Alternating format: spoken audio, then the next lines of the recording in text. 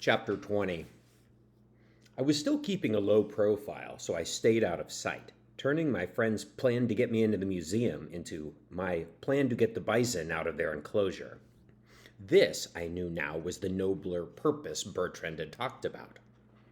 The planning kept my mind off my own troubles and gave me the same sense of mission Bertrand spoke of.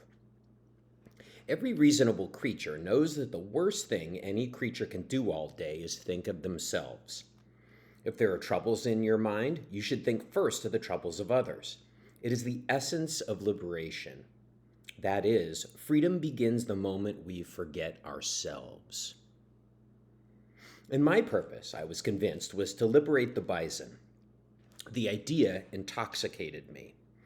Every moment of the day, I pictured them running free on the beach and then on plains and through forests. I was unsure where these plains and forests were, but when I saw Freya and Meredith and Samuel running free of fences, I smiled and felt it might be the work I was meant to do on this earth, and that they would be proud. They would be proud. They would be away and running in some other place, and I would likely never see them again, but they would look back on me and feel proud of me. It was not that I did not feel their pride in me. Freya had entrusted me with being the eyes and had never wavered in her support of me. And yet I felt something, some creak being lax, some sense that they expected only so much of me. But what if I did something extraordinary? What if I liberated them and sent them into some new and transcendent level of existence? They would think differently of me. They would be surprised by my ingenuity, my ability to rally the animals and pull off the impossible. So I continued to work out the wheres and hows and whos. I wondered how many raccoons we would need, as many as possible. I thought about the escape being at night. It must be. I thought about the escape being during windy, stormy weather. This would help. I thought that our best chance would be on one of our dark and moonless nights when the winds whip and hunt, when branches crack and break, when the human lights go out, when the roads are closed by fallen trees. That, I thought, that would be the time. Chapter 21. During this low-profile time, even though I couldn't be the eyes myself, my reports to the bison still needed to be made. So for the next few days, I skulked to the rounded rock, going slowly, skulking so slowly it pained me. It ruined me. It was so humiliating to go so slow, but going fast would bring attention. At the rounded rock, I would scamper to the top to meet the assistant eyes and ask them for their reports. I would listen to these reports, determine what was important and what was not, and then Bertrand would convey my report to the bison. It was not a perfect system, but it was all we had. This particular day, I waited at the rounded rock for the assistant eyes to arrive. First was Sonia, and as usual, she acted as if she had interrupted a private gathering. "Oh, hello," she said. "I'm just here for the meeting, but I can leave if you want." I reminded Sonia that she'd been coming to our meetings for 600 years, that she was a valuable member of the team and our friend to boot, and so there was no need for this shyness. I wanted to tell her that I'd said exactly this to her 1,000,001 times, but didn't, because she had already begun to smile. "Okay," she said, "so I guess I'm here." Angus scampered up at that moment, which was startling because never before had he been close to on time, and by my estimation, this time he was early. "I got a clock," he said. Now, I didn't know what a clock was. I turned to Sonia, hoping she did and that she might explain it, but her look was blank. "It's a human thing," Angus said. "It tells you when to do things and go places. I got one, taught myself time, and now I'm always prompt. By the way," he added, "our meetings are at noon. That's the time word for when the sun is straight above us." Now, this was too much information for me to take in all at once. Angus was using a human device and would always be prompt. It seemed against the natural order of things. But then I remembered I was wearing an unsightly human-made sweater and thought, seems we are all going through some significant changes. and I decided not to say anything more about it. A great warm shadow swept over us, and I knew Yolanda was above. She landed with her usual chaos clatter of wings and feet. I said hello, and Angus said hello, and Sonia just squinted through her remaining eye in a way that seemed friendly. We waited for Bertrand on the rounded rock, and I wanted badly to begin, to get our reports out of the way first, and then begin to plan again for the escape of the bison. "Anybody seen him?" I asked. "Not for a bit," Yolanda said. "I saw him by the windmill earlier in the morning, but that was some time ago." "Well, speaking of time," Angus said, and started talking again about his new clock, and I found myself losing interest, and so I looked up to the sun bright above. The sun appreciates it when we appreciate her, we must remember, so even as Angus droned on about the definition of time, we raised our faces to the sun and took in her warmth. Finally, we heard a sound from above, a whistle growing louder. I looked up, and it was a dot. Then it was a bird, and then it was Bertrand. "Oh boy! Whoa! Whoa! Whoa!" he yelled. This was what Bertrand said when he descended quickly. It was something he'd heard a human say once while riding a horse.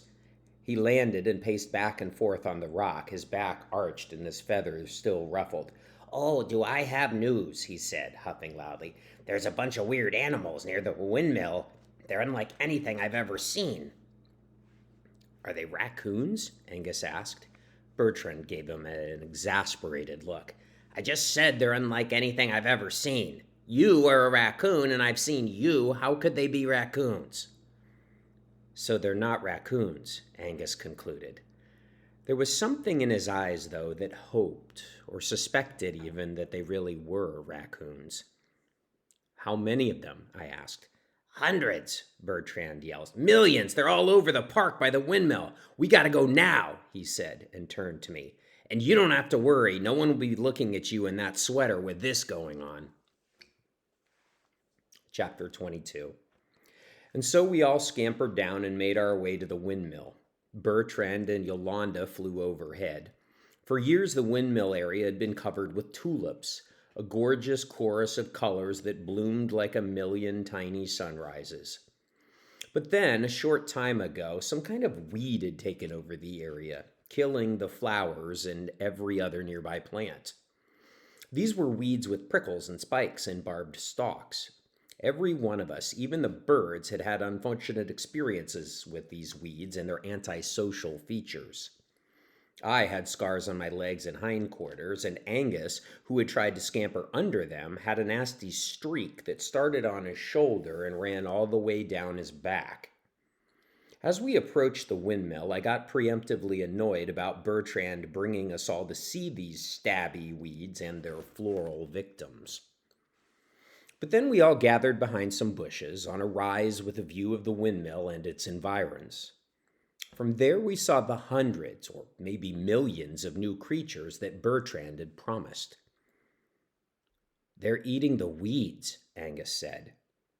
Indeed they were. We watched as the animals continued to fan out. When we arrived, they were in close formation, but as we watched, they spread like water, devouring the tough and spiky weeds like they were the most delicate desserts. "What are those creatures?" I asked. No one knew. They had long hair or fur and curved horns and 4 legs, skinny legs, and stood a bit like horses, but they were more the size of large dogs. And they were eaters. They ate and ate and ate. It was astounding the way they ate. "I would never have thought to eat those weeds," Angus said. "They go at 'em like they're dandelions," Sonia said. "I don't understand it," Yolanda said.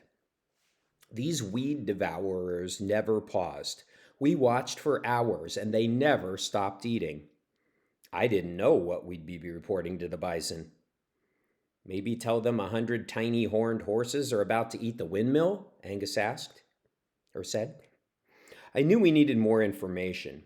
For example, where had they come from? Every so often, there was a new animal in the park. We all remembered, for example, when the first loon arrived.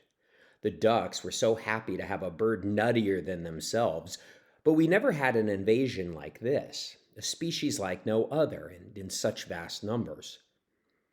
Did we talk to them? I asked. I think we do, Bertrand said. But we couldn't just barge down to the massive eaters and announce ourselves. The way they were eating the weeds was chilling. Would they eat us too? They seemed like vegetarians, but how could we be sure? There were so many of them, 1,000, 1,000,000? They could disappear the 5 of us in seconds. Look, Angus said, and pointed to 2 of them, both a bit smaller than the others. One was black spotted and the other was the dull color of red clay. They had wandered away from the pack and were making their way to us. I can get closer, Bertrand said. Bertrand was always brave and never scared and always liked to be the first in line for danger. And he didn't really think much of it. He said these things and did these things naturally as I ate pupusas and Angus opened complicated containers. If they go under the bough of that pine, Bertrand said, I'll be close enough to talk to them, but far enough away that they can't eat me. We all told Bertrand to take care, and he rose into the sky, circling high before swooping low and heading to the tree in question. Meanwhile, we all hid in a dense thicket where we could hear the ensuing conversation. Bertrand dropped in with great elegance and settled on a bough. He looked down to the 2 sample creatures. Hello, friends, he said to them. He was perched above, looking friendly enough, casual even, though decidedly out of eating range if they thought him delectable. The 2 animals looked up, mumbled hello with their mouths full, and went straight back to eating. Now, this was a start, we all thought. They spoke our language, and they chose to speak or mumble to Bertrand and not to eat him. Welcome to our home, Bertrand said, and smiled down at them. I thought he sounded very regal and magnanimous, and I was proud of him, but the eaters didn't look up this time. They nodded almost imperceptibly and continued eating. It seemed very rude to me. Bertrand cleared his throat. Can I ask where you all come from? He asked. The 2 eaters looked sidelong at each other, as if imploring the other to be the one to answer the question. It was clear that neither of them wanted to stop eating. Finally, the black-spotted one raised his head. He was still chewing with a rounded, incessant motion of his powerful jaws. We're from the mainland, he said, his mouth full, and then he went back to eating with renewed devotion. Bertrand nodded calmly, as if he'd just been told the most logical and expected thing. But none of us had ever heard of anything called the mainland. We knew what main meant and what land meant, but the 2 words together meant nothing to us. Angus looked at me, and I shrugged. Oh, the mainland, eh? Bertrand said. Remind me, where's that again? You mean the gray human settlements surrounding the park? I was so happy Bertrand asked that because it was precisely the question on my mind, too. I would have been too embarrassed to ask. Again, the 2 eaters looked at each other, begging the other one to be the one to explain. Every time one of them had to speak, that meant time away from eating, and neither could abide the sacrifice. I thought I saw one of them roll his pale eyes, and finally the reddish one raised his head. The mainland, he said. There was a know-it-all tone to his voice. The mainland? The mainland? He did not sound so polite or so respectful of Bertrand, and I found myself growing impatient with the impertinence of these 2 furry eaters. Bertrand looked down at this reddish one, smiling but befuddled. I don't understand, he said. You're on an island, the red one said matter-of-factly. A very small island. When you leave here, you cross the sea and you hit the mainland, which is 1 billion times bigger than this place.